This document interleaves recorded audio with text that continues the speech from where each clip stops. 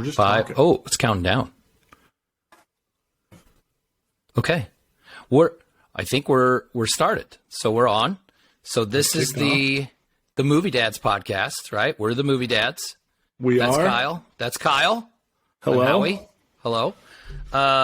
Episode 1. So Episode 1. Episode 1. It's we can't call it the Phantom Menace, but I was just gonna say that. Yeah. I'm Darth Maul. We're gonna be. You are Obi-Wan? Macaulay Culkin. It wasn't Macaulay Culkin. What was the name of it? No, I'm not Jake Lloyd. No, there's no way. That's who. Worst child actor ever. He turned into an asshole too. Like, he's got mental issues. I'm not going to make fun of somebody starting off a podcast, but did you ever see Jingle All the Way? Jingle All the Way with him in it? Fucking love that. You put him and Arnold Schwarzenegger acting together, father and son duo. That's some of the worst acting I've ever seen. But it's a Christmas classic. Who carried that movie? Turbo Man. Sinbad. Yeah, carried. for sure. Yeah. All right. So, Turbo Man. yeah. Oh, we're getting off topic already. 5 seconds in. 1 minute in. We're off topic. So, Movie Dads podcast. So, we're here to talk about movies, like what our favorite movies are. We're going to talk about some old movies, and every 2 weeks we're going to put out a new episode where we're going to talk about a new movie.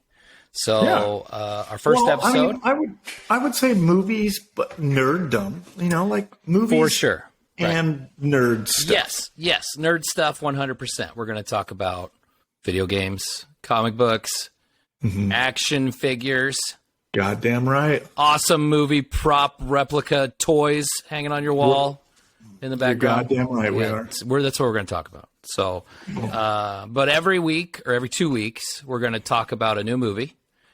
This week, we're going to talk about the Super Mario Brothers movie, because when you're a movie dad with movie kids, you're talking about Super Mario Brothers. Plus, Facts.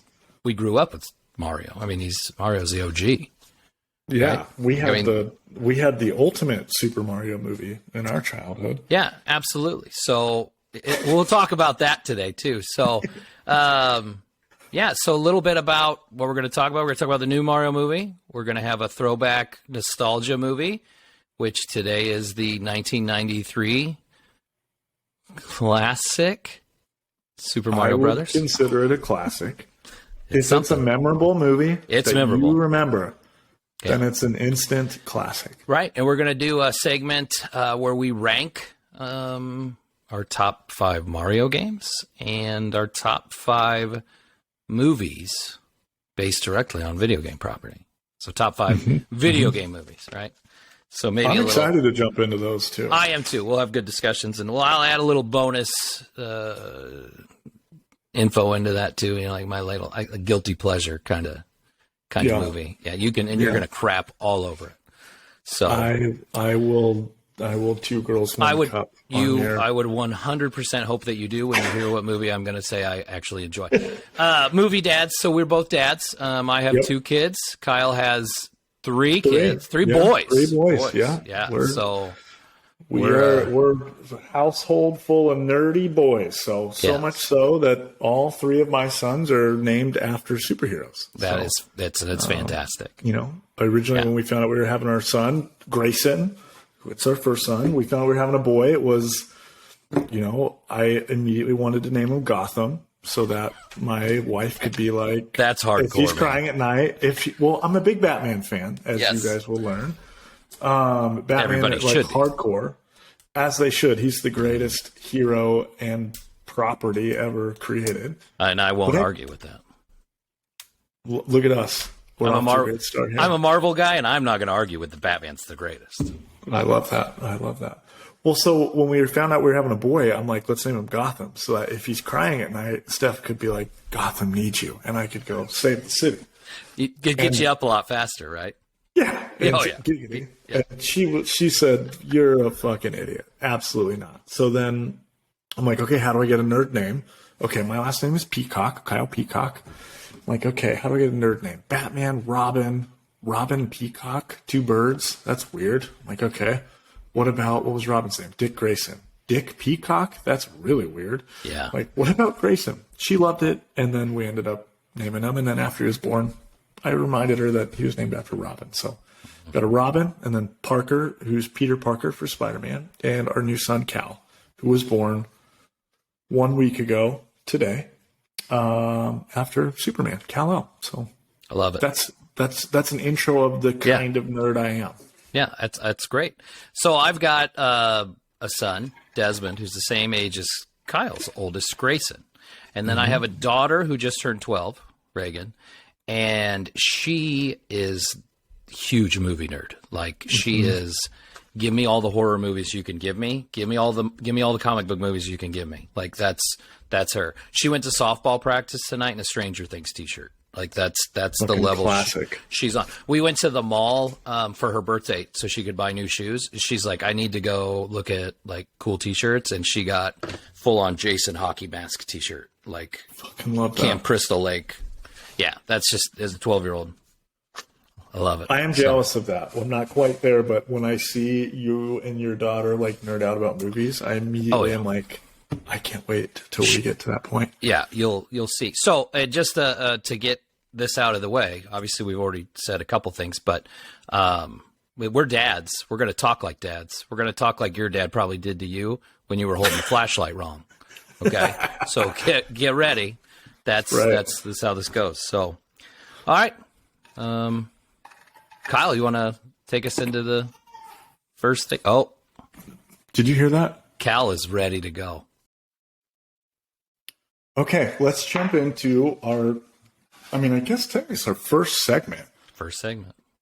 This is called, with no introduction other than this is our 6 to midnight. So basically what 6 to midnight is our weekly or bi-weekly. The things that get us excited, things we're looking forward to. And that probably sounded weird. But there are things that come out in the nerd world every week that Howie and I usually are texting each other, a new release or, hey, this is coming up, or we're stoked for that. Obviously, what's it, Star Wars week? What is it? Technically, what's it called? So, May like fan celebration, and it's in London. So yeah. So we've been getting a lot of Star Wars news this week, which actually lines up with my 6 to midnight that I'm super stoked for. I have been in like a Star Wars like world these last couple of weeks. Like I feel like 1 week it's Lord of the Rings, 1 week it's Star Wars, another week it's a video game like The Witcher. But man, I know a lot of people aren't happy with where the Mandalorian season is going, but I've actually really enjoyed it. And so between that and the new game that's coming out, that's what my 6 to midnight is the new video game. I think it's The Last Jedi. I don't know. Did you play the first one with I did not. Joker from Gotham series? What Cam Monahan, right? Like, isn't that his name? Yeah. Which, if you haven't played it, you have to play this game because it's like essential lore, in my humble opinion. It's set kind of, the first game was set during, not, spoiler warning for those who haven't played it.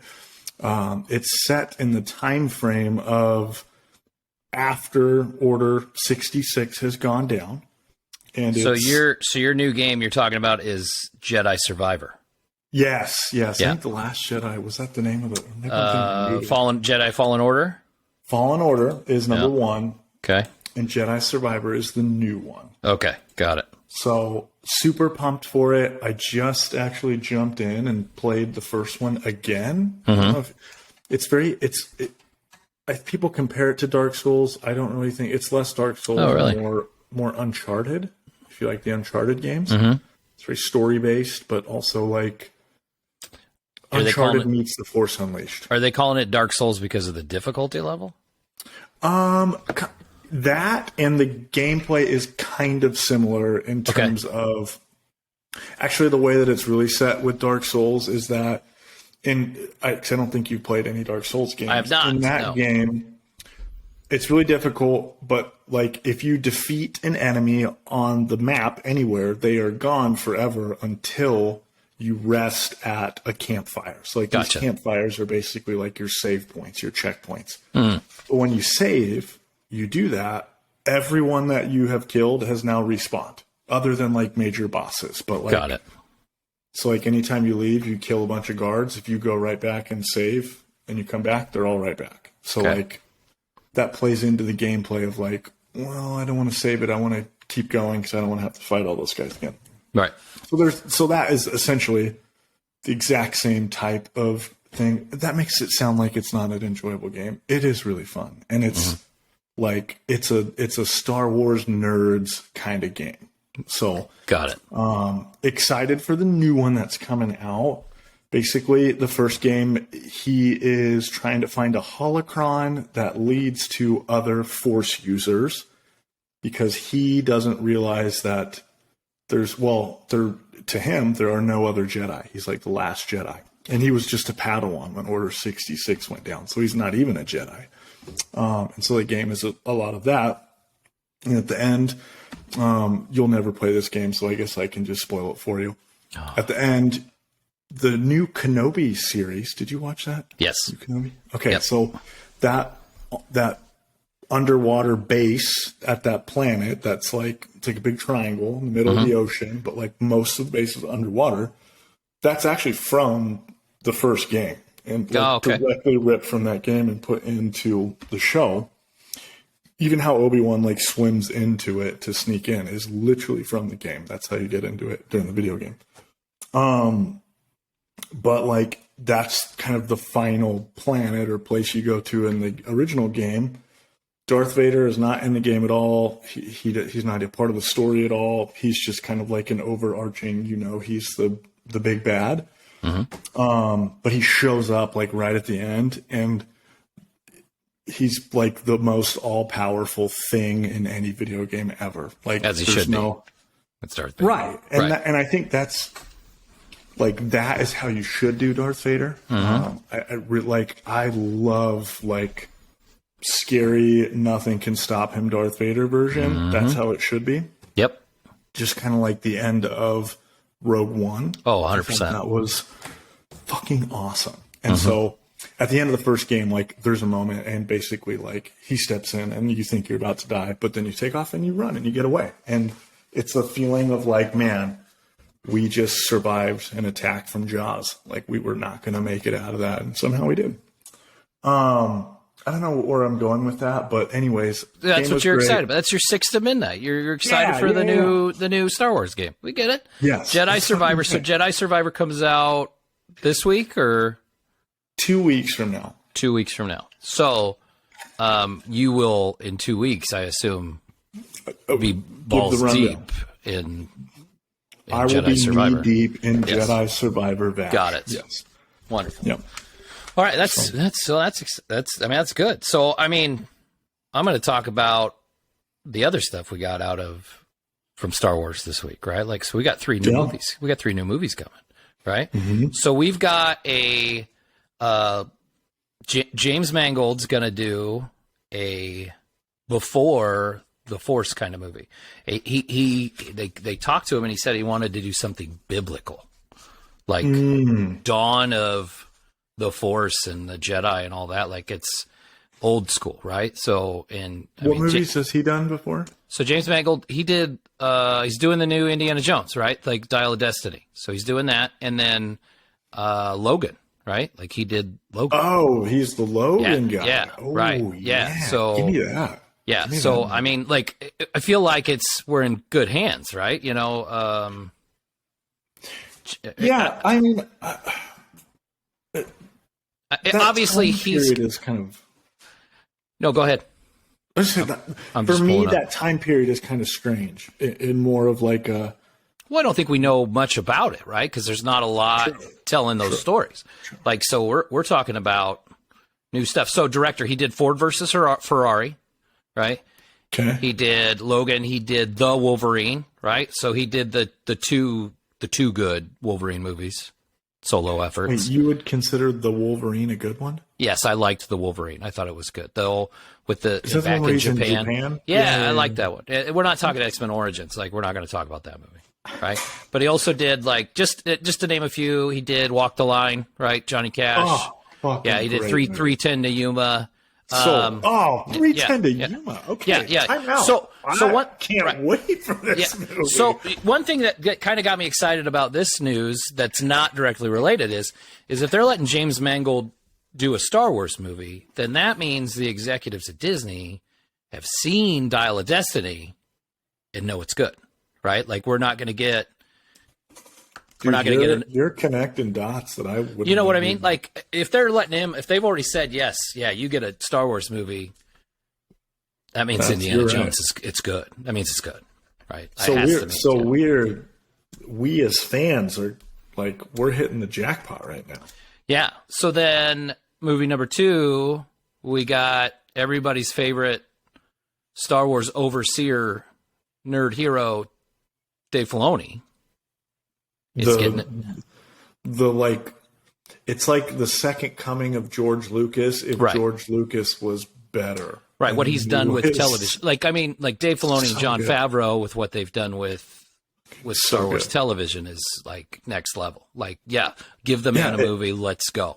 Right? I personally think obviously we look back with nostalgia at the prequels and we're like, well, actually we like those movies. But a lot of that, I think, is because of what Dave Filoni did with Clone Wars show. Mm-hmm. They built lore into those movies that made them that much more impactful and interesting. So, I fucking love that they're giving him his movie time. Like, do your thing, dog. 100%. Like, I don't disagree whatsoever. And then what was the time frame on his movies? Like, what it's New Republic, right? So it's like it's like Mando time, right? Yeah, it's Mando verse. It's Mando time. So it's after our old school trilogy, right? Before the First Order, right? Did they say what, like, was that Jedi related, I didn't see details on that one. And then I think that one, maybe they're going to wait and see, like, I don't know if it's going to tie the TV shows all together or something completely separate. I don't know if that news was out there, but I didn't see it. So either way, I'm going to go see the movie. When it comes out. Probably 3 or 4 times. So we know zero details about that, and we already know his is going to be the most Star Wars of the Star Wars movies. Absolutely. Plus, it takes place in a time frame we're all really familiar with, which I think puts more pressure on him too, though, than anybody else. Because there's anybody out there that like can handle that. That's like he's the guy. He's the guy. He is. He him knows or Favreau, right? Like it's him or Favreau. Like that's for it, sure, right? Well, I think that's why Favreau brought him on as like basically like second in command, because he's like, you're gonna do this. You're gonna be you're gonna make sure this is Star Wars, right? Right. But special shout out to Jon Favreau. Like, listen, let's the guy. I mean, like he was created the Marvelverse. He was the chubby guy in Rudy. And then he makes like, Rudy. You know what he made? Rudy. Did you ever see Made? He made Made. Did you ever see that movie with Vince Vaughn? Right, like that's awesome. And then The Replacements. He's the best linebacker of all time. He's great as an actor. And then he comes and he makes like one of the best Christmas movies of all time, an Elf. Right? That's a Favreau movie? Yeah. I did not know that. And then he's Mr. Iron Man. He brings Robert Downey Jr. in and like he created that. He made the first movie, right? Like Kevin Feige's the man when it comes to Marvel, but Jon Favreau made that first movie work. Yeah, that was so good that it kicked off an entire generation of movies. And now he's kicking it in Star Wars. So hats off to him. So third movie, keep moving, right? So we're New Jedi Order.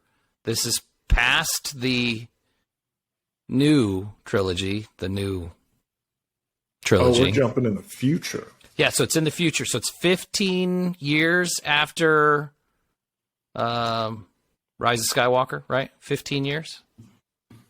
Did they say what characters were going to be in that? They just said Daisy Ridley's coming back to... Oh, that's the movie. Yeah. Okay. So she's coming back as Rey to... lead the new Jedi Order. She's the new Jedis. So we're getting the movie that everybody wanted with Luke Skywalker after Return of the Jedi. I think so, right? I mean, that's the way I see it. It's just, I mean, Rise of Skywalker, I think it wasn't everybody's favorite, right? I mean, I don't think that was a bad movie, but when you have The Force Awakens going this way, and then you do the next movie that's going this way, and then the next one tries to go back the other way, it just there was no connection.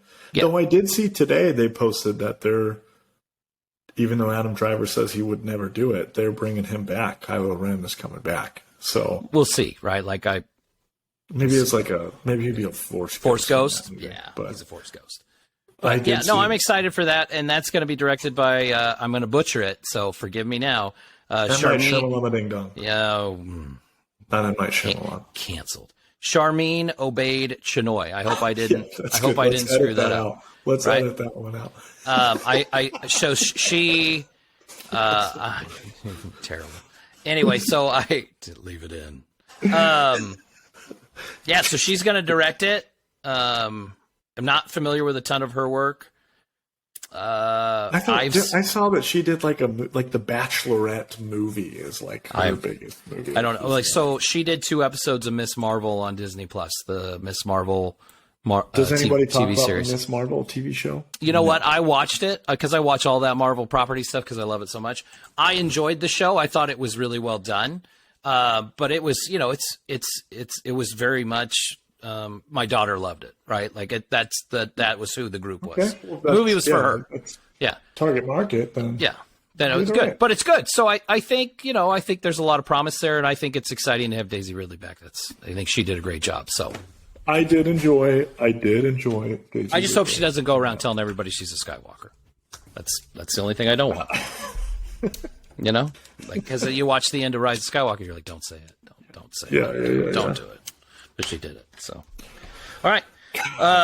So that's what we're excited about this week. I had a bunch of other stuff. I could sit here and talk about Star Wars. Yeah, we both were Star Wars excited. Yeah. Well, I had that. I mean, I was going to talk about the Dungeons and Dragons movie because I've seen it twice already because I love it so much. But when this news came out, it was like, I got to talk about that. Right. Yeah. So we're going to go into our big premiere movie of the week. The 2023 Super Mario Brothers, the Chris Pratt Super Mario Brothers movie from Illumination, the same studio that brought us Despicable Me and the Minions. I did zero research going into it. Yeah. Like other than seeing the trailer and stuff.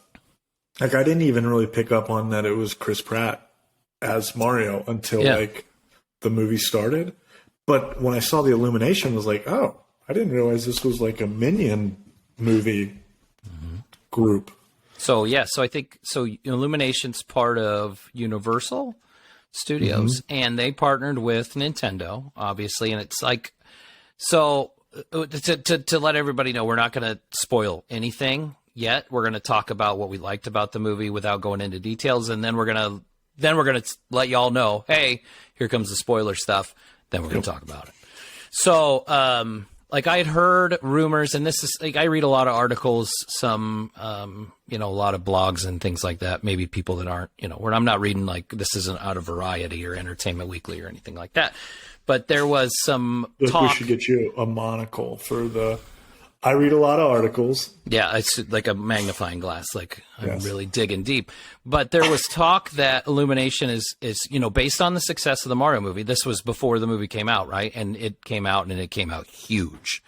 $377 million opening 5 days, right? Like that's gigantic. Like sequel is already probably going to get greenlit by the time this podcast hits. But so Illumination partnered with Nintendo. And there's rumors they're going to make a Nintendo studio if this is successful. Now, if you watch the movie, you notice at the beginning they do the Illumination logo, and then there's a little Nintendo logo with Mario and Luigi on it. So that leads you to believe, right? Like it's maybe just not just a partnership on one movie, that there is more coming. I mean, like, okay, first thing I want to say is like, give me the Legend of Zelda movie that I've wanted since I was a kid. Facts. So maybe with the way Mario works, we'll get to that. So, talking about Mario, like visually, the movie looks fantastic. Like the colors are awesome. The character design, is fantastic because it's a lot like the video games, but there's little subtle changes, right? Like the collars on Mario's shirt. Mario and Luigi have collared shirts, which is totally different, but it works, right? Like it doesn't seem goofy. The princess's dress, it seems a little bit different. Bowser looks pretty much the same. I think there's little subtle changes, but overall, visually, like the Mushroom Kingdom looks awesome, right? The movie looks awesome. Brooklyn looks awesome in the movie. They do a great job of how everything looks and how everything ties together.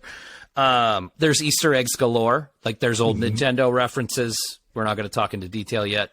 But old Nintendo references, like there's other video game references. It's awesome. Like there's a fight scene that's like you're like I'm watching Smash Brothers on the movie theater screen, right? Like that kind of thing. There was a lot of bad reviews when it came to the movie, right? Like critics were kind of divided on it. Like I think so. The biggest beef that I saw when I'm reading other reviews is it's a kids movie. Well, guess what? It is a kids movie. Like, hello. Not every animated film is a Pixar movie where we're talking about like death or like things like that. It doesn't have to be heavy. It doesn't have to be dark and gritty. You can make everything to be dark. You don't and have to have 100 adult references in a movie to make it work, right? Like, I love a good inside joke or a good adult theme when in a kids movie, but I'm okay with it being a kids movie too. You can't knock an animated film because it's too much of a kids movie, or it's too simple of a plot. Too simple of a plot. Like that Mario's been around for 35. Going on 40 years, and like every game is I'm gonna go beat up this giant spiked turtle. Like that's the plot. Like we're not getting we're not reinventing the wheel. What are you talking about? There's no definitive Mario story or game. I actually was thinking about this you mentioned with Zelda. Same thing. Like Zelda is every game, it's like it's the same story in a different way. Like there's but Zelda's the characters. Zelda has a little bit more lore to it. All the games are part of a timeline. There's that. Like Mario, it's just like, I'm going to go beat up Bowser, save the princess. I'm going to go beat up Bowser, save the princess. This is our version of that. I mean, that's most of the games are like that. I mean, most of the games, that's the plot, right? Like you're not going to crap on the Mario movie because that's the plot, right? So I think that's probably, like, in my opinion, I think that's where, like, these movies now are, like, Sonic. Obviously, there's a little bit of connection there. Yeah. Like, the reason they're so successful is because it's a kids movie. Yes. While at the same time staying loyal to the original content for nerds like us to be nostalgic on it, to be like, I know this is a kid's movie and my kid is going to love it. My son loved it. He fucking loved every second of it. Same with mine. Talks about it still. Yeah. But like for me, I'm like, I'm going to go to this movie with my son or without my son. Because you're like, dead on. Because I want to see it. Yeah. And it looks like a game in a movie. Like they did such a great job of making it look like Mario.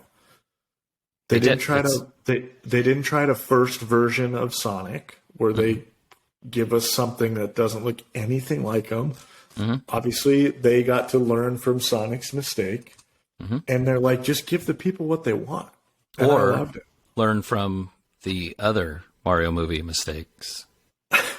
We'll talk about that more. Yeah, we'll jump into that one a little bit here later. But yeah, so like I thought the voices were fine. There's Chris Pratt, there was that whole big like he didn't even try, he phoned it in, like the voice doesn't, it sounds like Chris Pratt doesn't sound like Mario. I thought it was fine. That was my biggest complaint of the whole movie. Yeah, but I was okay with it. Like they kind of explained it right at the beginning. Like they wasn't supposed to be over the top, and then there was talk about Seth Rogen as Donkey Kong, like he was like Donkey Kong was just Seth Rogen, right? Yep. But you don't hire Seth Rogen. You hire Seth Rogen because he is Seth Rogen, right? Like, I thought it was fine. I didn't have a problem with it. Like, well, I mean, you could say that same thing for Bowser of like, you hire Jack Black because you hired Jack Black, but like my biggest fear going, but he hit a home run. Yeah, he hit Jack Black killed grand slam. He killed it.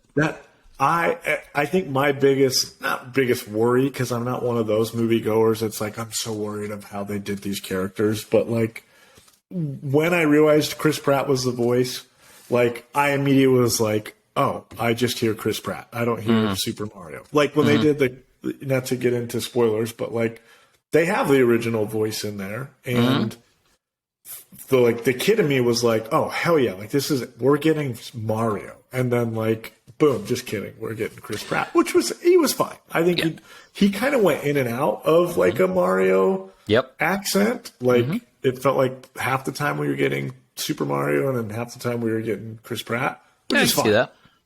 What with Donkey Kong and Seth Rogen, I get. But like Jack Black, I thought out of all of them, I'm like, oh, I'm not going to be able to hear anybody but Jack Black. But no, his Bowser voice was awesome. Yeah, I loved it. You know, when that first trailer came out, and it was like, you know, when he's attacking like the little penguin castle thing, which was the beginning of the movie.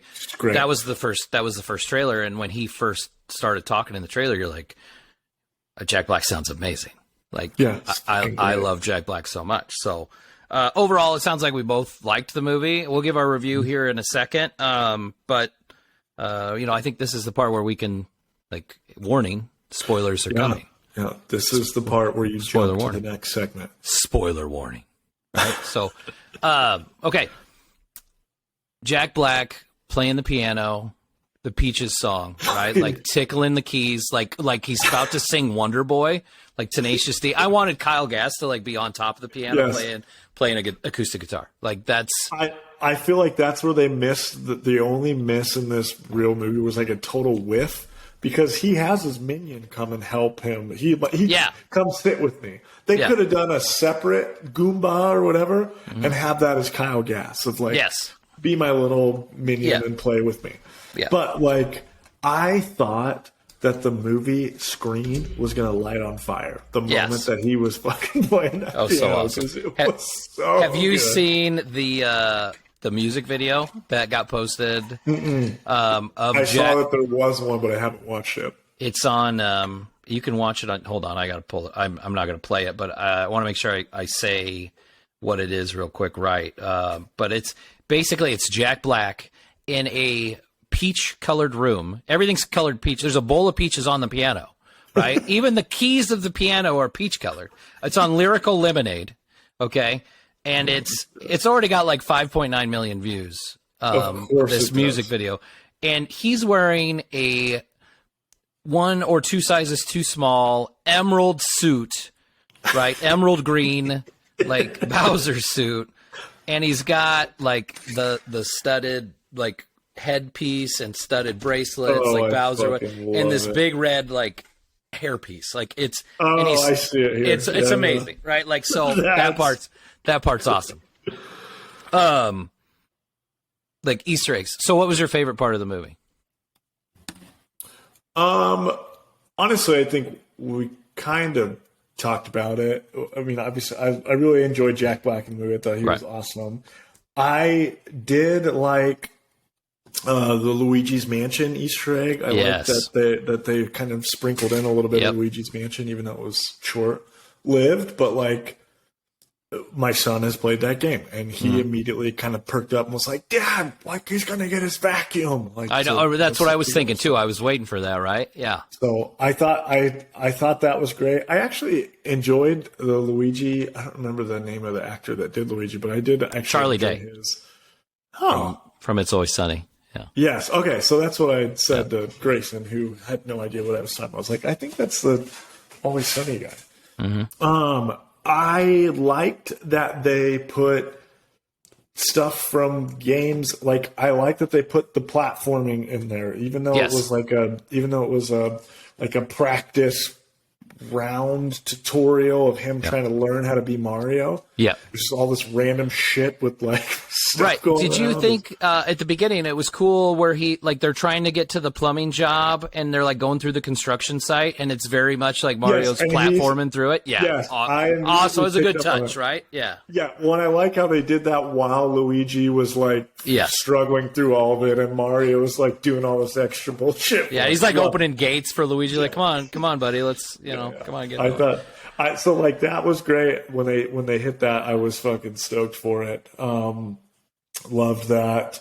I thought it was interesting that I get where Peach's character is like she felt very like Lara Croft Tomb Raider, like she's a badass. Yep. But I don't think she's ever that in any of the games, is she? Like, does she ever do any badassness? I mean, so she's pretty damsel in distress. Well, we go back to Mario 2, the second game, which was, not the traditional Mario game. A lot of people hated it, but there's 4 playable characters. It's Mario, Luigi, Toad, and the princess. Like, you can play the game as the princess and That's probably the least played Mario game ever, though. Okay, so, we're going to talk about video games in a minute, but, like, Mario 2 was so totally different and it was, that was actually a different game in Japan that they decided to put we're going to make this a Mario game. Like, this is going to be Super Mario Brothers 2.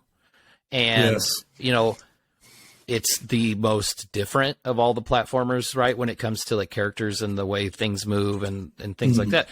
But they did, they didn't like completely like make it look like they didn't retcon it like it doesn't exist. They didn't, Shy Guys in games now, Birdo's in games, like they're still characters from that, but so, I mean, she's in that and she's a playable character in a lot of other, she's in Smash Bros. She's a Mario Kart racer, which, but at the same time, I think, like, let's be honest, we live in a day and age where it's like, we don't want to do the traditional damsel in distress. For sure. That's probably okay. I didn't have a problem with it. I thought she was great. And I think Luigi's a good damsel in distress. His character in the movie he was very good. much was. Yeah, it was. So it worked out. What was your favorite? He got his moment to shine at the end with the Battle of Bowser. Sure. I mean, that was a 2-on-1 Bowser ass whooping. Yep. And Luigi 100% got to take part in that. That was fantastic, right? Like, get me the Power Star. I'm going to kick the crap out of you, Bowser. Yes. My favorite part. Yeah. That actually, sorry, not to jump, but that you're good. Also, I loved that it felt like I was watching. I mean, if you've played Super Mario Odyssey, which I believe you have, it felt very much like that at the beginning when Bowser goes to attack this tiny little crazy warrior penguin group and then takes the star. For me, I was like, oh, this is. They've played the games. Like, they know what we're doing here. Yeah, 100%. That's what I loved. My favorite part was, I was like a little kid, again, Rainbow Road. Like, when they're leaving. I figured that was going to be because. When they're leaving the jungle world and they're getting those. So they're leaving, they got the Donkey Kong army, the Kong army, and they have to pick out their go-karts, and it's literally like the screen in Mario Kart. Like, you got to pick your car, you got to pick your wheels, you got to pick your glider. I mean, so I'm like, okay, it's Rainbow Road. Is somebody going to take the shortcut? And Mario does the drift and he fucking leaps over the side to get to the one below. And I'm like, oh my God, that's awesome. Like, it's awesome. They even had the blue shell in there. Like when he's in the blue turtle, the blue Koopa's up on the big tank thing. And like the tank gets destroyed and he's like, blue shell. And I'm like, oh, come on. That's awesome. Yeah, I love it. I love it. Those were the moments that I really was like, okay, like they knew they've played the games. Like, and then they did their research. Yeah, they even snuck in the eel from Mario 64, right? Yep. Like he got his own little scene, and like I'm watching that, and it's like that thing scared the crap out of me when I first played that game. When it comes out of the game, it's one of those things where it's like, what is that? I love that when Mario first shows up and Toad takes him to the castle, they immediately kicked in. Well, one, they made the castle look exactly like it did in Mario 64. Yep. And then they kicked on when you think of Mario 64 and you're running around that castle, you immediately can hear the music from that. Yep. And that was the music they played at that castle. And there's a little kid nerd in me that was like, oh my God, this is so great. I'm so glad you brought up the music because let's talk about the score.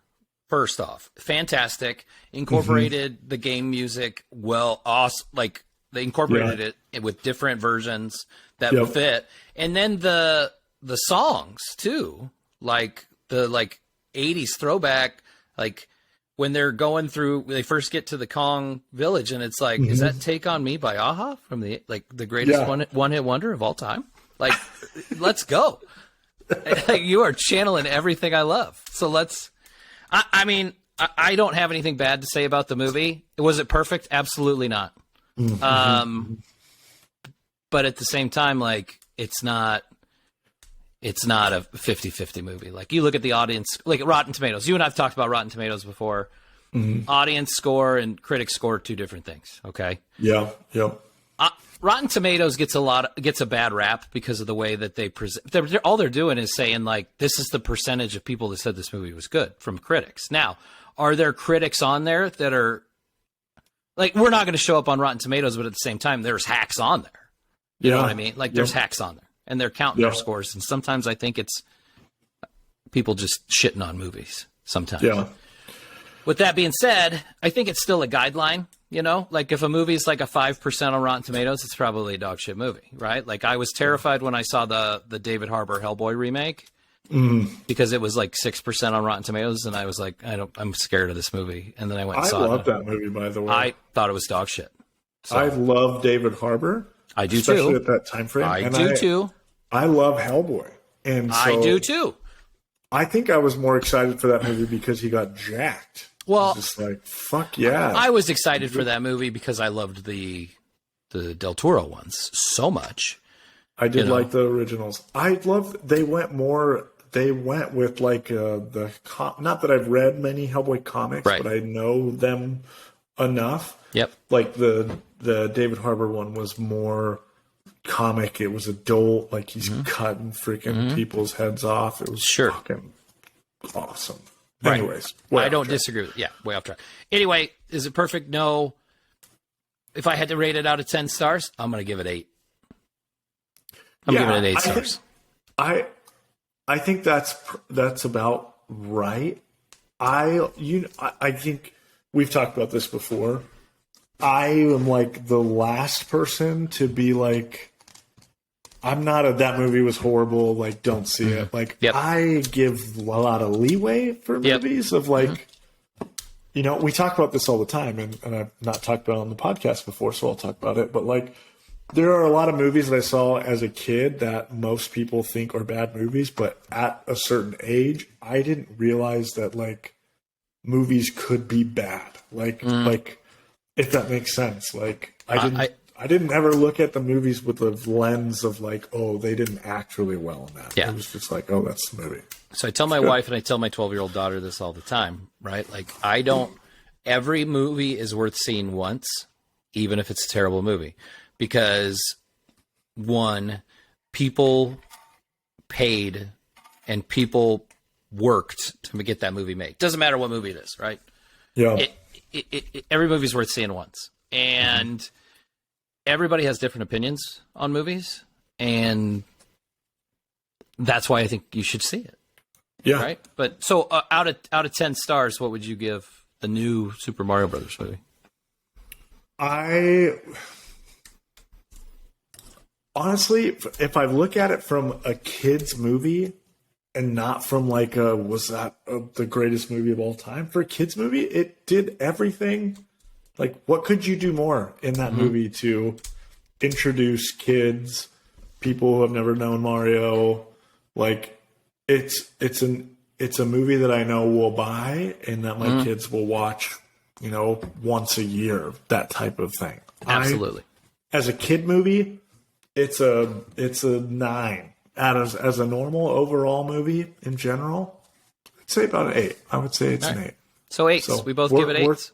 It's worth seeing in theater. Yeah, if you're a 30 or 40-year-old guy that grew up playing Mario, or you're a 6-year-old boy seeing it with your dad, 8 stars. It's great. Yeah. My Grayson has never been really good at the theater. Like, he's very antsy and stuff. And even we took our sons to see Spider-Man, and I think that was a little bit longer of a movie, but like they started getting antsy at the end. Mario, it was the first movie that he's gone to that my son is 7. He sat and watched from start to finish, and even when I started like dozing, he like woke me up for the podcast. So he's like, "Dad, you got to know what's going on. You got to get it together." I gotta stop going to movies at times of day that I sleep. Well, you sleep at weird times of day, so that's why. It's true. All right, I just don't sleep at all. What's our nerd-stalgia movie of the week? So this one, and we've touched on it a few times today. We thought if we're going to talk about the new Super Mario movie, what better way, especially when we're reviewing and seeing, how good of this new movie is, what better way to review that by putting it up to its sadly not Grammy nominated, not Grammy, Oscar nominated classic known as the 19 infamous 1993 93 Super Mario Bros. Which, say what you want, for me, that was one of those movies that as a kid, I didn't know that there was a thing such as a bad movie. I knew, I guess I'd say I knew the actor from Roger Rabbit, but I don't really know. I think the time frame of when those movies came out were different. Okay. But I didn't see Super Mario Bros. In the theater. I was right. How old were you in 1993? I was fucking 3. So it wasn't till I was older that I really probably understood it. But I liked the movie. As a kid, I thought it was great. So you and I watched this movie a few days ago. When had been the last time you saw it until a few days ago? From start to finish, where I actually sat down and watched it. When you were a kid? Was it when you were a kid? Probably not. I wouldn't necessarily say that long ago, but at least 10 years. Not since I've lived in Nebraska. And I was born and raised. The masterpiece from 1993, Super Mario. So we watched it a few days ago, right? Yep. You hadn't seen it, you said, in at least 10 years. At least 10. Okay. I thought it was funny when I don't think you can stream it. I don't think it's available to stream. Luckily, I have the DVD. Luckily, you own it because it's a classic. Because I bought it at some point when I was probably intoxicated when I purchased that movie. But I don't know. It's a Blockbuster video cover. Movie cover is a classic. The logo with John Leguizamo, Bob Hoskins, let's go. Yeah, it's a classic. I have seen it within the last couple years because I introduced it to my children because they had started playing Mario Brothers. So I was like, oh, you need to watch this dog shit that I thought was a lot better than it was. And then we watched it and I was like, I didn't realize how bad that movie was. Okay. I feel like we could sit here and talk about this movie way more than the new movie because there's so much going on, right? So, and I think that line you just said, we probably said every 5 seconds during the movie is, I don't remember this being this bad. Mm-hmm. It was awful. It's bad. It's a bad movie. It's a bad movie. It is awful. So what do you think was the worst bits of it? What were you watching and you're like, I can't believe this is happening? Or okay, let's talk about the performances, right? So that's what I was going to say. The acting to start. Mm-hmm. At the very beginning, the big evil plumbing corporation is basically ran by a mafioso. The mob, what Scapelli that is the tannest man I've ever seen in a movie that I don't think is supposed to be tan. I think the female lead, and I guess this whole podcast just makes me sound like I hate on female leads, but he was the worst actor out of everyone. And Princess Daisy, right? It's not Peach, it's Daisy. Oh yeah. So in both movies, Daisy, I felt like I was watching in high school they have those teaching educational videos of don't be a bully, and then they show a skit of a bully. That's her acting level in this movie. But really what I thought was awful was at the beginning when this mafia guy shows up to shut down their excavation site in the middle of Manhattan or the Bronx or wherever they are.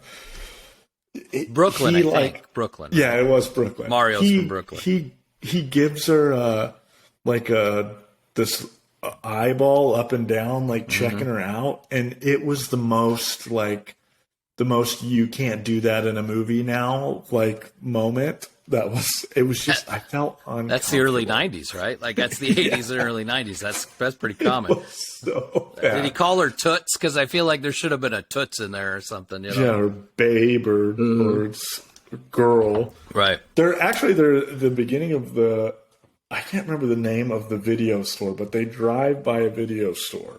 And there was an Easter egg in the movie. The video store was named what they almost called Super Mario before the Super Mario became Super Mario video game. Okay. I forget the name of I don't know, I can't remember the name, but okay. They I think it might be when their car didn't break down in this. That's the other movie. But no. At some point. That happens in both, kind of, yeah. Okay. Yeah. Which the plumbing van has issues. Was that like a callback? Did you think that was a callback? That is something we didn't talk about in the other movie review.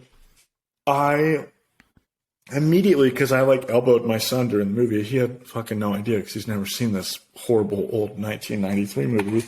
Mm-hmm. But for me, I thought that was actually kind of cool that they did a callback to that, and essentially kind of the same overall way of how they get to the Mushroom Kingdom is by going to fix this big some type of plumbing thing underground in Brooklyn. I did like that. I liked that callback. I felt like it was a callback because the van breaks down, right, and Bob Hoskins is working on the van. John Leguizamo's handing him tools and stuff, which I felt was very much how the new movie was, right? So, callback. Okay, so you're talking about Samantha Mathis's Daisy character and phone and interacting like she was a high school drama dropout. I don't think she was phoning it in. I think she was trying to be so good. Yeah, she was hard. It was hard. The lines were tough, right? So Dennis Hopper is a fantastic actor. If you haven't seen Hoosiers or Blue Velvet he's awesome. He's a bad guy in Waterworld. I think we talked about Waterworld, right? He's fucking awesome. He's the same Speed. He's the bad guy in Speed. It's Dennis Hopper. He's the same bad Easy guy Rider. in every movie. Dennis Hopper's awesome, right? Him as King Koopa. They never call him Bowser. He's just King Koopa. Why? I don't know. Did they maybe not they couldn't. Call him maybe Bowser? they could. Maybe they couldn't say Bowser. I don't know. But I think Bowser was already called Bowser back then. But he was Bowser, King of the Koopas. I just don't know if they. He's gonna give a shit. We're just gonna call him. He was awful. Dennis Hopper was awful. There's probably the only movie I can say Dennis Hopper was outacted by John Leguizamo. It's probably the only time you can say that because that's actually accurate. That's accurate. Dennis Hopper wasn't in The Pest, so I can say that, right? Don't you knock The Pest? I'm not knocking The Pest. We'll have to talk about The Pest in one of these episodes. That's like a 6 episode thing. That's 140. Dennis Hopper obviously was collecting a paycheck and didn't give a shit. I mean, it's bad. So it's bad. I was just looking into some of the nerddom on this before we were doing the show, just to really dive in with. The movie, it's almost infamous for its rewrites and basically being kind of what I would say, kind of like the new Justice League theater version. It was nothing that it was supposed to be when it originally started. Everything changed. Yeah, and you and I talked about this too.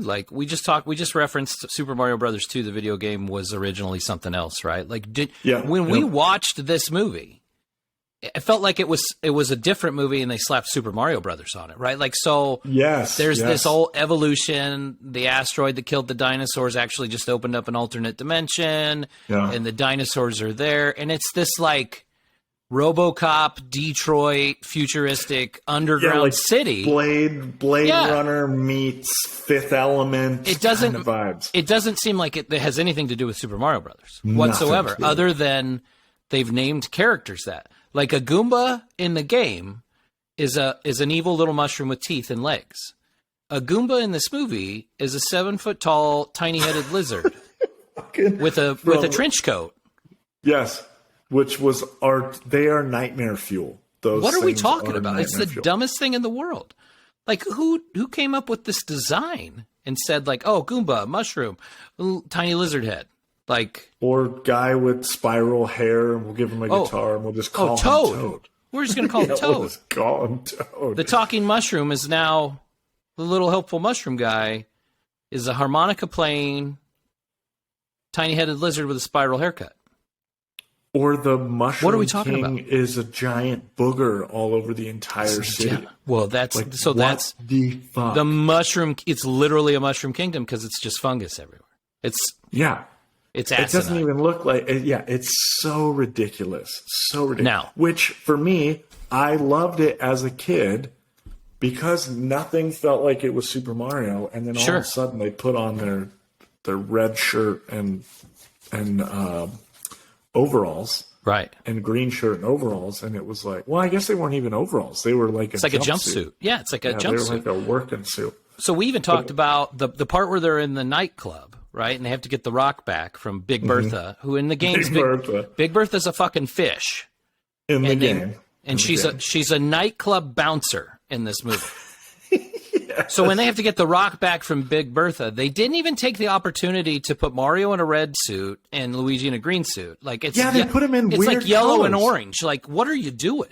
Yeah, they went Dumb and Dumber goes to Aspen. They put him in essentially the same suits from Dumb and Dumber when they wore the blue and orange. Like I couldn't agree more.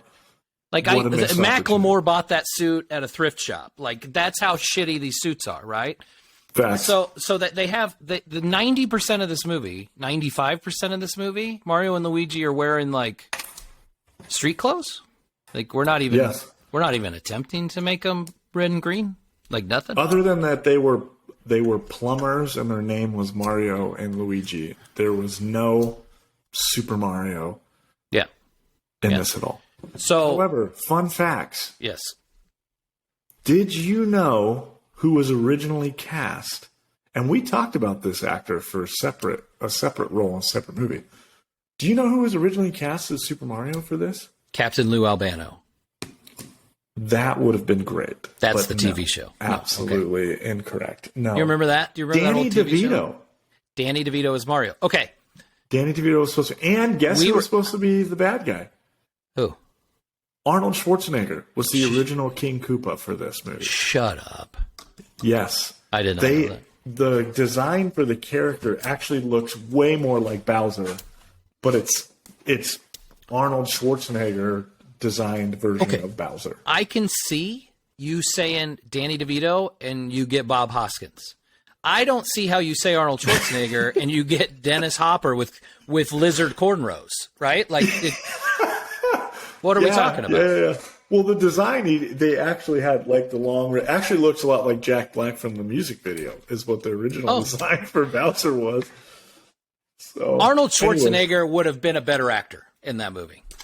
Facts. Okay. Facts. 100%. Can we, maybe this is the time where I die on a hill. Arnold Schwarzenegger's not that bad of an actor.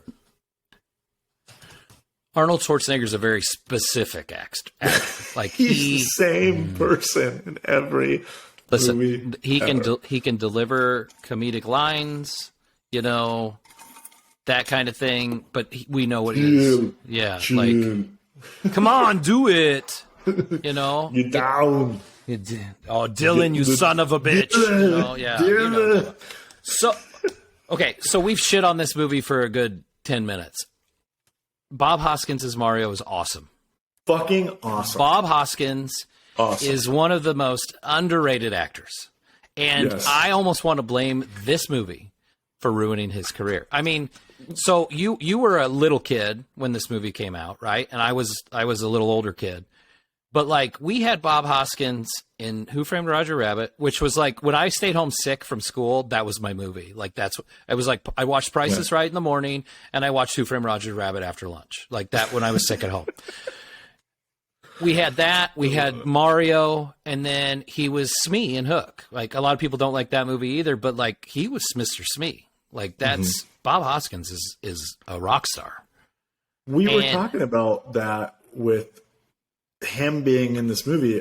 I mean, we had to go through the movies that he's in because we're like, this movie is so memorable, because of him. Yes, and then we jumped on to like, man, for a guy, he did like no movies. Roger Rabbit, Super Mario. Well, he had a really weird career. He had a weird career. Yeah, you know, like I don't know how many people know that he was British. You know, because like he did that accent in Roger Rabbit and that accent in Mario, like so. I don't know if it was well done or so over the top that it was like that's how I think Bob Hoskins talks, right? Like that's his voice. He's not British. It's me. There's no way. It's me. It's me. Yeah, you know, like he was never a British guy in any movie that we saw. Right. We talked about the only thing I could think of was Unleashed with Jet Li. Like where he's where he's like the bad guy, master. Right? And he's got that real thick British accent. And then we were looking it up. His final film role before he died, he was one of the dwarfs in Snow White and the Huntsman. Yeah, which that wasn't the best movie, but like I had forgotten who all the dwarves were, but that is he was one of them. So, when you talk about it in terms of like main character, though, we were right. Like he was the main character. He had a weird career. movies, But everybody our age knows him from those two movies, like because of those two movies. Right. John Leguizamo, I thought was his acting was a little all over the place, but it worked. For being he was the idiot younger brother. He played the idiot younger brother really well, and same thing with Bob Hoskins. Like he's had a really weird career. Yes. Yes. I remember this because it was I think it was 97. He was Spawn. He was Violator. Oh yeah, Spawn movie, the clown, and he was the top billed actor in that movie. He got paid the most. He was the number one name on like the marquee and stuff. It was. I did not know that. But like he's one of those guys that's like he's in a lot of movies, but he's never like one of the top 3 or 4 people, right? Like he showed up in John Wick. He's in Moulin Rouge. I'm just trying to think of, he's in tons of movies. Tons of movies. Yes.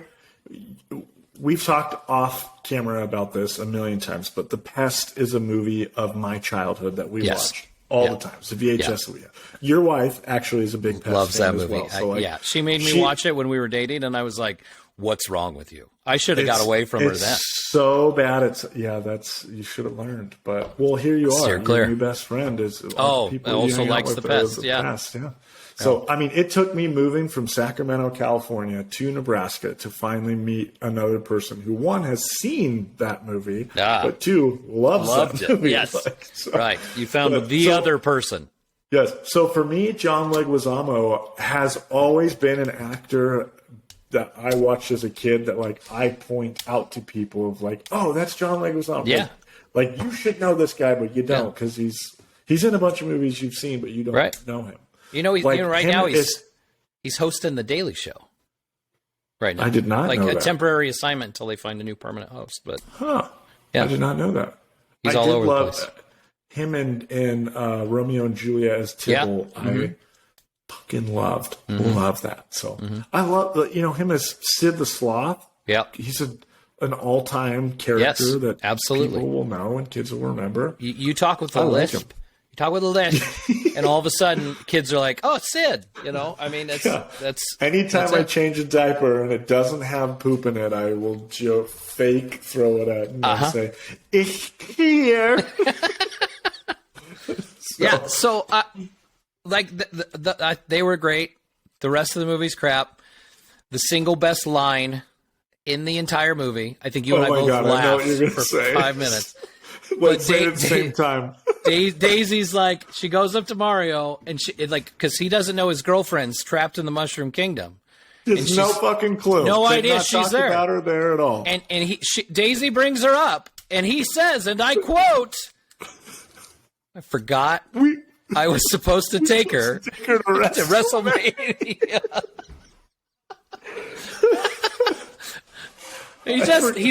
He's like, I forgot I was supposed to take her to WrestleMania. Like, who wrote that? I'm a wrestling fan, like mainly old school 90s and 80s wrestling. So that popped me. Like I was fuck yeah. Oh man.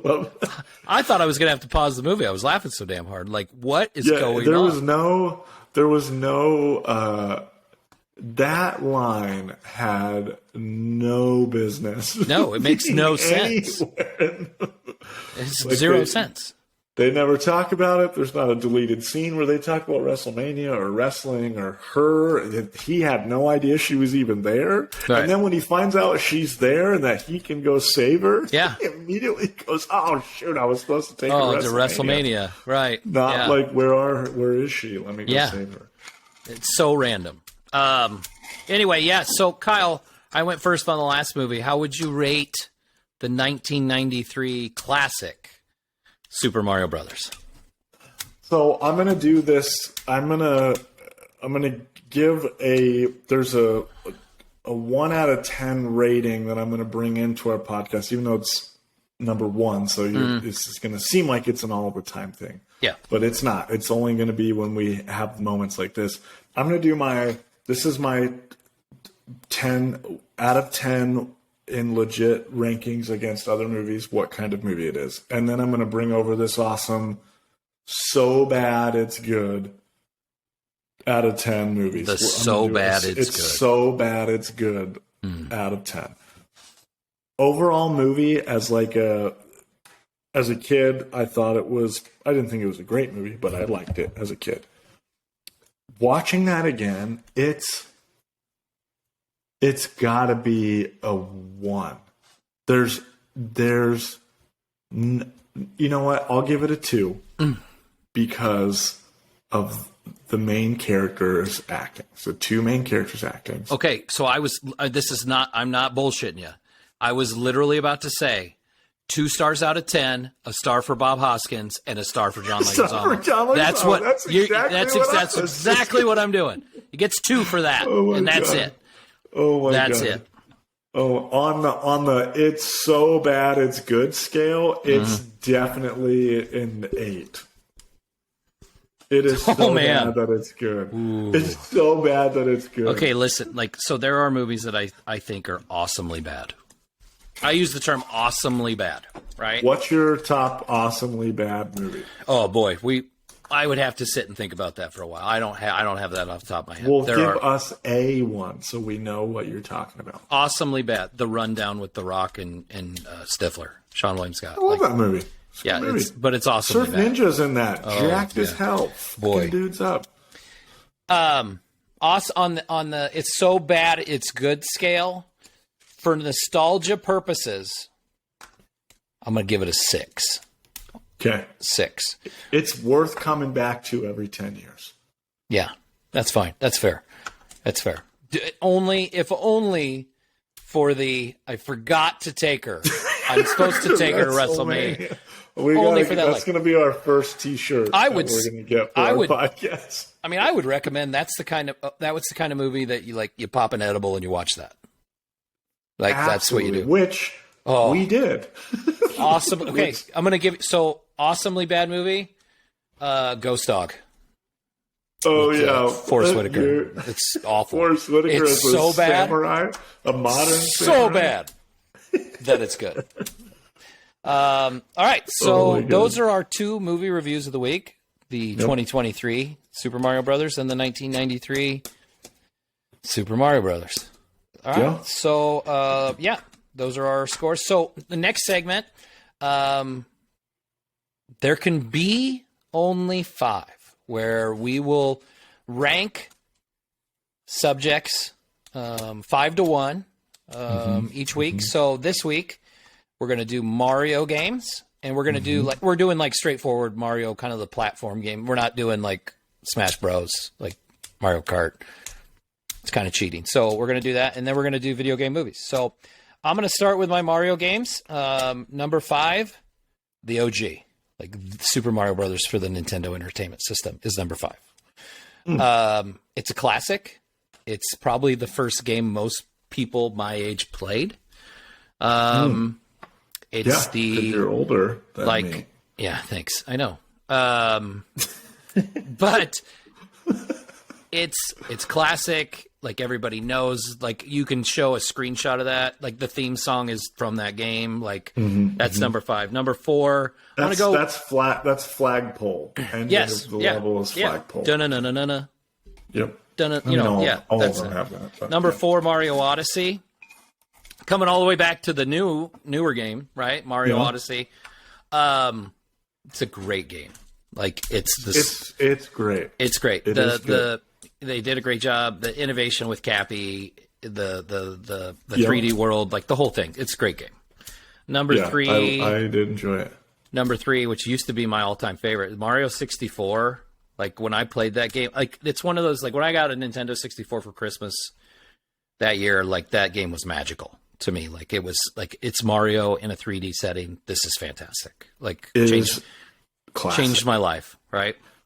Number 2, going back to the original NES again, Super Mario Brothers 3. Oh, so we've got the raccoon Mario. We've got the warp whistles.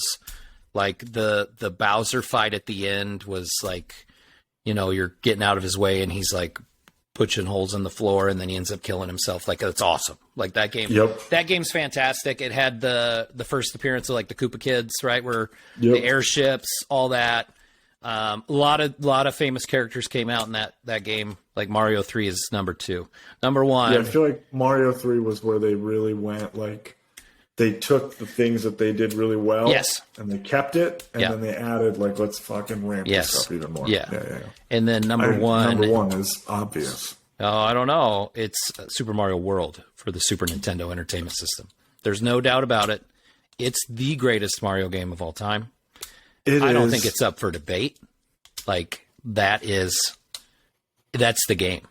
Like with the cape and Yoshi. Like we got Yoshi in that game. Yeah, we brought the kids back, like all the worlds. It's 2-player. You had the little exclamation blocks, the yellow, the green, that you filled in, like massive that world. Bowser fight where he's in the little clown copter at the end. That's all time. It's memorable. That game is the only like old school Mario game I will take up and I will play again. Like I will sit there and play. I'll sometimes put in, like I got a Nintendo Switch.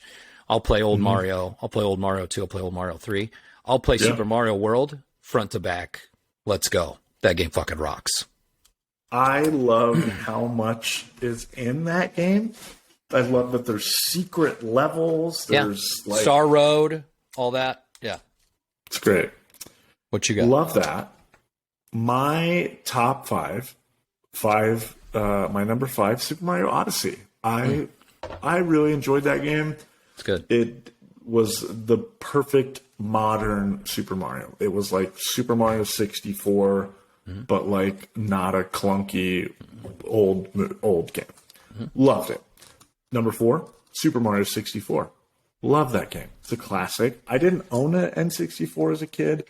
We were PlayStation people in my house. But our best friend in the neighborhood had an N64, and we would go play Zelda, Ocarina of Time, and Mario 64. And it's a childhood memory of mine. Super Mario 3 is number 3 for me.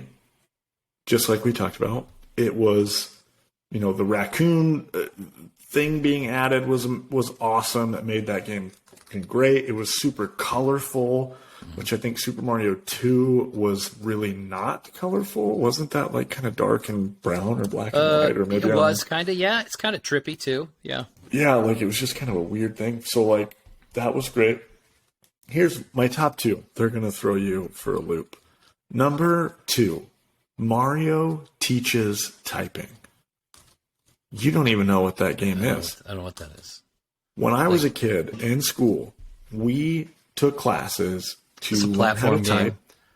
It is literally Super Mario 1, but in a typing game. Like you have to type out letters. I have no idea what this is. I've never even heard of it. You have to YouTube this. I feel like you just crossed over to a level of nerddom that I don't even understand. Like you've just incorporated school and learning with Mario.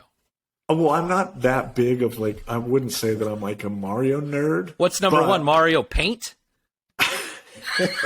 No. Okay. Mario teaches typing for me and maybe like kids my age, or at least the kids that went to my elementary school. Like, it was the coolest fucking class ever because we were in school and we were like, you're going to go play Super Mario.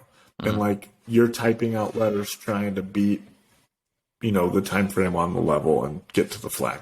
And how you type things and get it done determined like the top of the flagpole or the bottom of the flagpole. My number one video game of all time, this was the very first video game that I remember as a kid us owning, was for the Super Nintendo, Super Mario World. Hands down, number one Super Mario game. So we have the same number one. We have the same number one. We have the same number one. You didn't think I had that, though. My reaction. No, because you were throwing me for a loop when I said it. It is the greatest. It is in, and I think we've talked about our top 5 like video games of all time. I don't remember if we mentioned that. Maybe we did, but it is an all-time Hall of Fame greatest game of all time. It's Best up in there. Side scroller ever, probably.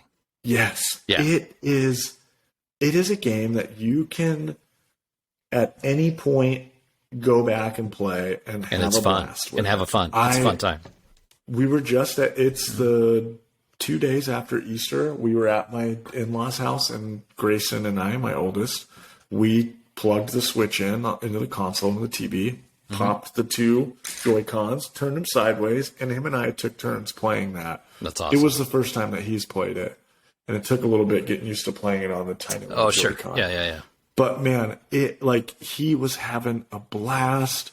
Yoshi, what an innovative game changer for Mario. I didn't even think about this. Remember, like when you see, like you watch like little clips on Instagram or whatever like that, when you see like all the Mario Maker, like the insane hard levels, you see those? You ever see those videos? Yep. They're all in the Super Mario World style, right? Like, yes, that's how it's done. Like they all know. Everybody knows. Facts. They know.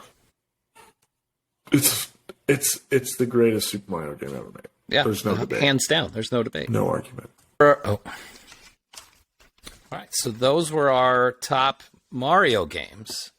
I think we had very similar lists. The most shocker was Mario Teaches Typing. Did you Google it while I was? No, I did not. I did not Google it. I'm going to save wasted opportunity. I'm going to save that for when I'm laying in bed tonight, like needing to fall asleep. It's worth a check. A video. I'm telling you. All right. Yeah. Shout out though to Mario Paint that I threw that one out there. I don't know if anybody remembers that that gem. When you threw that out, I did then think, did I want to have that in there? But it's a little different. Yeah. Yeah. All right. So video game movies, right? So movies directly based on video games. So I'm going to do my top 5.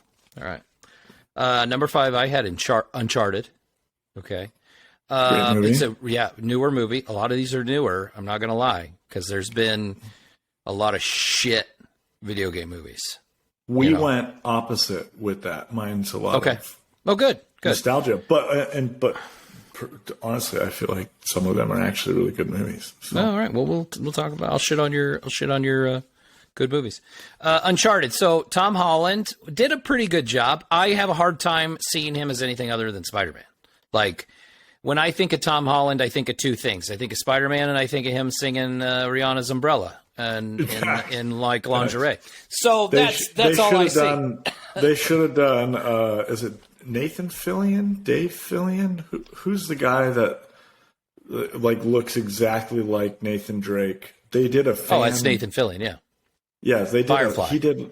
Yeah. Yes, he did a YouTube fan film of him playing as Nathan Drake. Nathan Drake. It's great. Right. It's awesome. It's what this movie should have been. Yeah. So I like Uncharted. It's fun. He does a good job. Mark Wahlberg's he's good in the like. It's okay. I enjoy it. It's a good movie. Yeah. It's watchable. I could watch it multiple times. It's fun. It's the rundown for me. It's like, okay. Yeah, that's fair. I enjoy this movie. It's probably not number 4. I have 2 movies at number 4 as a tie, and you'll understand why when I say. Okay, so Mortal Kombat and Mortal Kombat. The newer Mortal Kombat, wow, the COVID Mortal Kombat, is an awesome movie, right? It's badass. Like the gore is what it needs to be. It's it like leads into the sequel great too, right? Because we don't really have the tournament, like we're leading into that. It's cool. And then the original Mortal Kombat movie, listen, that like when it came out I was in the peak of like Mortal Kombat was my jam, right? Like I have a Mortal Kombat or arcade 1-up in my basement because that's my game, right? Like that's a great movie. It's a great movie. So I put those as a tie. I think they're equally good. Like I as much as I love the remake, I love the original. Like so that's great. Number 3. You talking about the new Mortal Kombat, it makes me like think like, oh, I guess I could have. I did not have that in my top list. There was things that I didn't like about that movie enough. Neither one's perfect, right? Like they left stuff out that they should have had in, but I think they did a lot of things right, and I think it did well enough that like we're going to get a sequel. Like it sounds like it's going to happen, right? Number 3, I had Tomb Raider, and that's the 2018 Tomb Raider, the Alicia Vikander, not the Angelina Jolie. Like no. The new one that it was a take on the new version of the video game. But it's a Tomb Raider. It's Tomb Raider. Like it's a Tomb Raider movie. It's a good movie. They did a good job. Like I wish it would have done better at the box office. I would love to see another Tomb Raider movie, but sadly, I don't think it did well enough. We're not going to get that. The actress looks Alicia Vikander, identical to the video game one that they did. I don't know if you've played the newer video games. I don't think I've played the newest one, but yeah, I mean, back in the day. But that remake was so good that my wife watched the entire game of that for me playing from start to finish. That's awesome. If you like the Uncharted games, the newer Tomb Raider games are that good. Good. Number 2, I have Sonic the Hedgehog. Like at number 2, like Sonic the Hedgehog. So the first thing I want to say about Sonic the Hedgehog is like when that original character design, you referenced this earlier, when that original character design came out, it was shit on by everyone. It was terrible. And they took the time to delay the movie and fix it. And then like, it's a funny movie. Jim Carrey is Dr. Robotnik, though he really kind of doesn't look anything like him. Jim Carrey, but I love his Jim Carrey's so over the top that he's fantastic, right? Like it's a fun movie. I enjoy it. Like we know we're gonna get a third one. They've teased right into it. Ben Schwartz's Sonic is fantastic. His voice acting though, like is great. Like he in the Rise of the Teenage Mutant Ninja Turtles, he's Leonardo. Like he's in DuckTales, like the newer DuckTales. I mean, as much as I want to hear Sonic do a John Ralphio from Parks and Rec, like Ben Schwartz is awesome, Sonic. And then I'm gonna do it. Super Mario Brothers is number 1. That movie, number 1. Yeah, put it at number 1. Like that's listen. What? Listen. No, this isn't the this isn't 1993 Super Mario Brothers, the new one. Oh, I know. Here's the deal. Really? Yeah, because like Mario's the most recognizable and biggest video game character there is. Okay. And they made a movie and they made it right. And it looks great. The voice acting's great. The music's great. Like I gave it 8 out of 10 stars when we talked about it.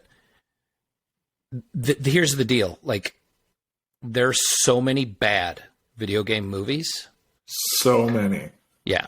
There's so many bad video game movies. Prince of Persia. It's not good. Yeah, they're not good, right? So there's so many bad ones that I put it at number 1. Now, I told you I was going to have a guilty pleasure here because there's a video game movie that sucks that I enjoy and I shouldn't, and it's Doom. Wow. Yeah. The Rock Doom. He's no. Carl Urban Dune. Yeah, isn't The Rock in that? Carl Urban? Yeah, they're both The Rock. Yes, The Rock's the bad guy. That's Carl Urban's movie. You and I've talked about this before. Carl Urban is like the patron saint of nerddom, Okay, Yeah, he's like he kept the helmet on the whole time during Dredd. He's Dredd. He got wasted as a Marvel character.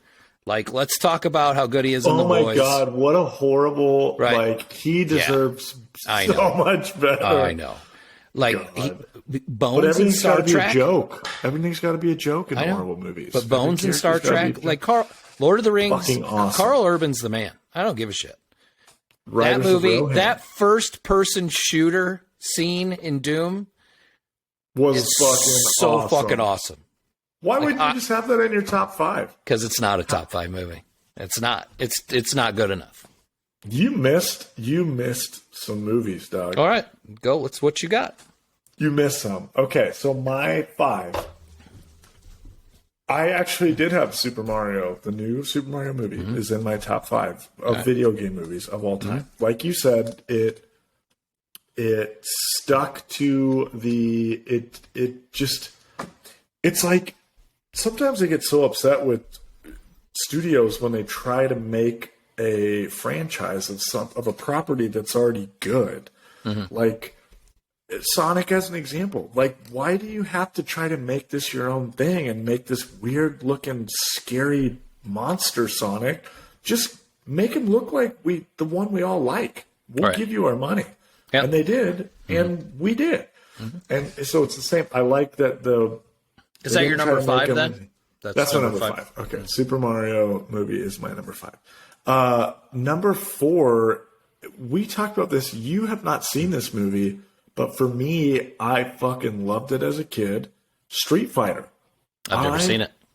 Loved it. You're right. Never seen it. It is a Jean-Claude Van Damme movie. Maybe I'm a sucker for a Jean-Claude Van Damme movie, but Cyborg was a great movie. Time Cop was a great movie. Bloodsport, Street Fighter. Like, these are all... Do you even know what Cyborg is, by the way? Yeah. Do you know what movie came out? No. Like Universal Soldier?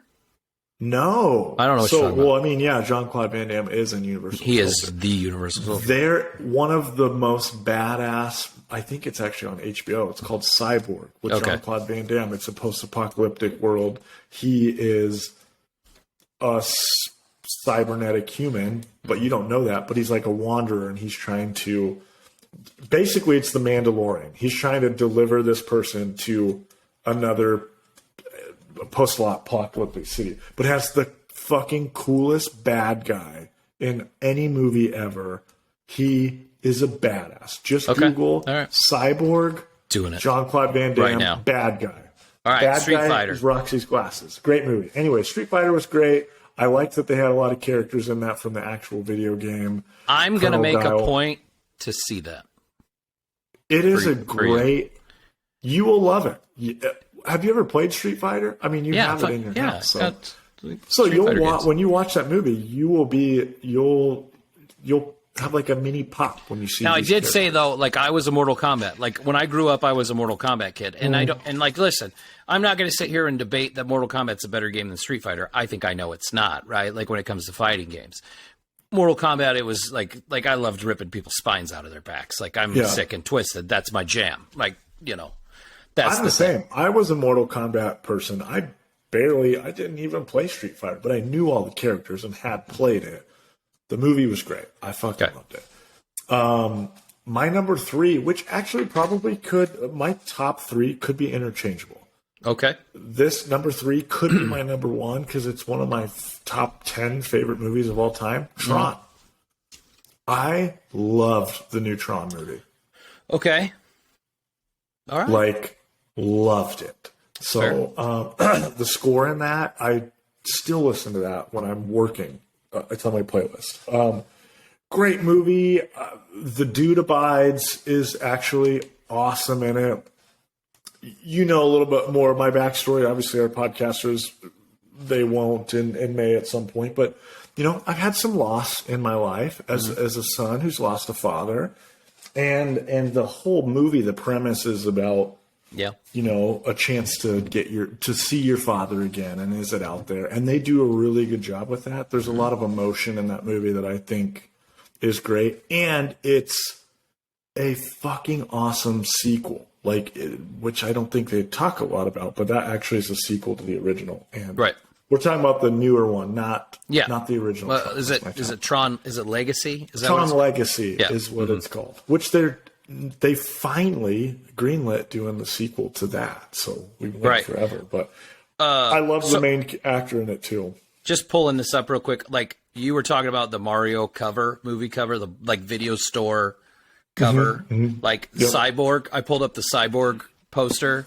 You know, like that. That's a blockbuster VHS. Like I know that. I've seen that box before. There's a classic scene where Jean-Claude gets captured by the bad guy and beat in the middle of the movie. It's like his low point. And they literally crucify Jean-Claude Van Damme to a boat mast, giant mast in the middle of the desert in this post-apocalyptic world. There's just a boat, and he gets fucking crucified, and he kicks his way out of it. But it's this fucking awesome scene. I got movies to see. I got Jean-Claude Van Damme movies to see. All right. Yeah, actually, that's a good point. We're really hitting Jean-Claude. Number 2, Mortal Kombat 1. What a fucking awesome movie. It's an awesome movie.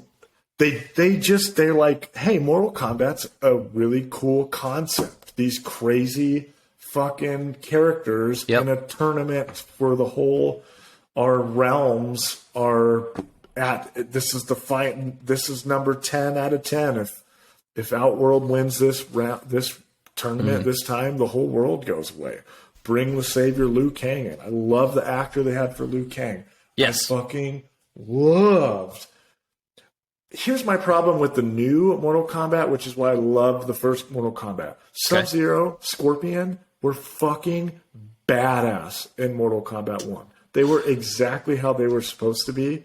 I love that they basically made their characters in costume look exactly like it was. They're like throwaways. That's like one of my biggest issues with that movie. I wish that they would have kept those in and been more of key players. However, like the new movie, they are the key players in the new movie. Like they're the main two characters. See, if they would have taken the versions of them from Mortal Kombat 1 and made those two the main characters in the new one, I would have loved it.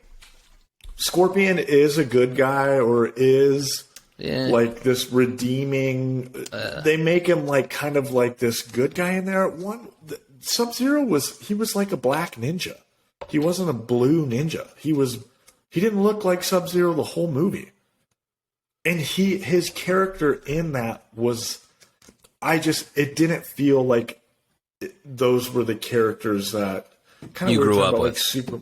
Yeah, that. Like that was just not Sub-Zero. That's not who. He's the leader of the Lin Kuei. There's the original is the bad guy. His little brother's the good guy. Yeah. Scorpion and him have this epic fight. I don't know. I also felt like they kind of did with Scorpion, like they did with the new Boba Fett show. Like I don't need to see the actor's face. I get that you got a really cool, good actor for this, but like this is Scorpion. Keep his fucking mask on.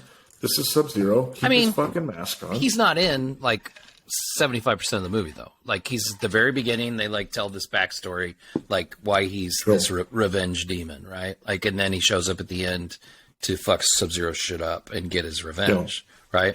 I think for me, I don't like when properties try to make the characters look. I get that, like, we got to do something different and new. Yeah. But also, there's a little bit too, like, when we see a character look like they fucking did in the game, like, we fucking love it. Like, come on, give me that. So nice. Anyways, Mortal Kombat 1, I love the tournament part that you mentioned that about. I think that's going to lead into the sequel for the newer ones. For me, if they do that tournament, then I'm all in. I'm like, this is fucking great. I want that. I love the tournament part of it. My number one video, oh Jesus, my number one video game movie of all time that maybe is a guilty pleasure, but I confidently say this because I love this movie, and you should too as a horror fan. Silent Hill. My number one video game movie of all time. Okay, so like, I have seen Silent Hill like 2 times, and it was like right when it came out. I don't think I remember enough about it to confidently rank it in my top 5. I think that was my beef with it. Like I remember Resident Evil, the movie, way more. For whatever reason, I don't know. Maybe it was because it was like they made 18 sequels that progressively got worse. Yeah. But I don't remember it well enough to confidently put it in my top 5. So the fact that I don't remember it, like it being that memorable to me, was like why I didn't rank it in my top 5. That makes sense. You know, and I loved it. It's a really good scary movie. Like it's a good. Oh, it is. Yeah, I movie. remember that part, but yeah. Does a really cool take on a real world town where there's been a underground fire for like 60 years. Yeah. Like, and then it has some fucking super sweet twists at the end where you're like, it's like The Sixth Sense almost, where you're like, oh my fucking God, the whole time we had no idea. I probably need to go back and watch that too. I mean, like, I'm just making a list of movies I need to see. Honestly, though, that is a movie of mine. I wouldn't necessarily put that in like my top 10 of all time, but like it's the top scary movie of mine. Oh, really? Okay. I think I own it. I just haven't watched it in a long time. And the visual effects are really good. Like there's did you ever play those games? I didn't. Yeah. I think I played one. I think I played 1 and 2, but I don't remember if I played any beyond that. There's I don't know how many there are. Faceless nurses that can't I know see you, and they're like dolls, so like they don't move. But like if you make a sound, I think if you make a sound or if you're in the light or something, then they'll start moving towards you. Gotcha. So there's like a scene where she's got to get to this door, and it's like almost at the very end, and she has to go through a pitch black hallway of all these fucking dolls. Ugh. And so like you're like the whole time you're just like, oh my God, please don't make a sound because if those things move again, I'm gonna vomit. Like that's good. And they did Triangle Head really good or Pyramid Head. Oh really good. I respect it. Like we had some similarities, we had some differences, but I mean, like Mortal Kombat's the shit. Yeah, I agree. You know, I agree. And I part of me thinks like, you know, I put Mario at number 1, and you had Mario in your top 5, but I don't know if that was like I think maybe I kind of saved a recency spot for bias. Yes, yeah. I went into it like this. I know this movie's going to make my list. You know? That makes sense. So, but yeah, it's good. So, that kind of wraps it up like for the show. So, episode 1 is in the books. Talk about kind of like what we started this podcast just to have fun and talk about stuff we like to talk about and share that and see if anybody else wants to hear what we have to say. I think that's how a lot of podcasts get started though, right? Like we're talking about stuff we like and maybe people want to hear what we have to say. And it's episode 1. I feel like it went well, smooth, I think. And, we'll, edit it, put it out. We'll see what happens. And then we'll be back in 2 weeks. So yeah. Well, I think there's a little bit of evolution as we go, We'll absolutely. Find what we like. Yeah. We're just 2 guys who are nerds who are dads. I mean, you probably won't see because this has been edited, but I've had to leave 14 times to take a newborn baby up to We've been recording for 12 hours. Yes. Yeah. Like we're just 2 nerds who like to talk about nerd stuff and I think, for us we're having a lot of fun. I'm having fun. This is good. Yeah, it's a good time. This is a good time. So I got to do the podcast shtick, like hit subscribe, give us a like. We've got social media, Movie Dads Pod. Check it out. And we'll keep going. We're going to have an official logo, a website, like all that stuff's in the works. We just got to get it going. And hopefully this is something, we have the equipment now so we can, keep going at least, for a while and see if I made the joke. We're going to have tens of listeners, my mom and dad and siblings and maybe our wives, probably not, maybe. But anyway, so we're going to be back. So new movie in 2 weeks, Evil Dead Rise. So you can see, like, we're not just doing kids movies. We're doing it all. So Evil Dead Rise in 2 weeks is going to be our big movie. And then our throwback movie, we found something that we both haven't seen that kind of fits. The Peter Jackson 1992 cult classic Dead Alive, also known as Brain Dead, depending on where you live in the world. I've never seen it. It wasn't available. It wasn't available for streaming for the longest time. It is now, so we'll be able to watch it. But we'll get together and watch that and give our reviews on that throwback, because we're both big Lord of the Rings fans. So I mean, Peter Jackson's the man, right? Like King Kong's awesome too. That's a great fucking movie. Yeah, it's a great fucking movie. What a fucking great movie. And then so we're gonna talk about those two. But yeah, like, I hope this comes out well and people like it. And, you know, like I said, give us a like, hit a subscribe, you know, tell your friends, tell your neighbors. Yeah. Tell the world. You got nerds. There's nerds out there. Tell them these two dads that really suck, or they want to talk about stuff. Like, go listen to them. Well, and if there's anything that you guys want to hear us talk about too, comment. Yeah, leave us some comments. Yeah, hit subscribe, then leave us some comments. So we'll do that. So, all right, until next time, guys. Thank you very much.